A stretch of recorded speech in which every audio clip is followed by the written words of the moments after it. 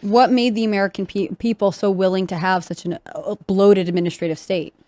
Yeah, it was a sort of laziness in our culture. It actually started with laziness of the elected officials, right? So initially, the way it was supposed to work was the people who showed up in Congress and in the U.S. Senate, they're supposed to have the actual lawmaking authority, but also accountability.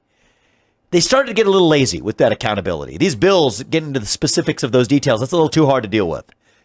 Presidents who we elected in the White House started to similarly get lazy, saying that, well, you know, the budgeting process, I'm supposed to ask Congress for permission to spend money. It's a little too complicated. Let me delegate that down.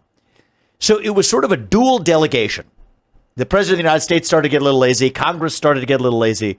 They said, let's just create this third-party apparatus, three-letter agencies, where we don't actually have to be accountable for the result because we can blame it on them if things go badly.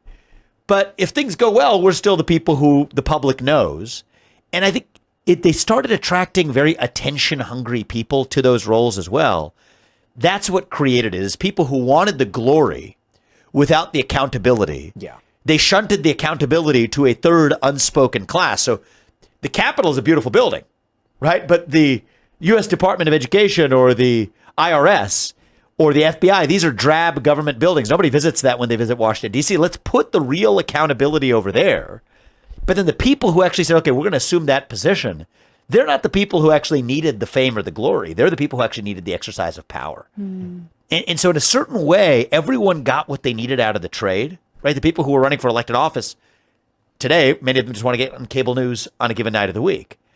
Well, the same principle applied to actually the people who didn't necessarily care about getting attention, but just actually wanted to exercise raw power.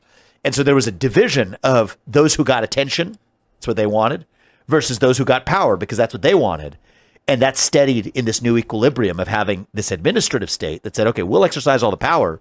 You guys just get to pretend like you have it and get your dopamine hits from getting on television or getting your attention along the way.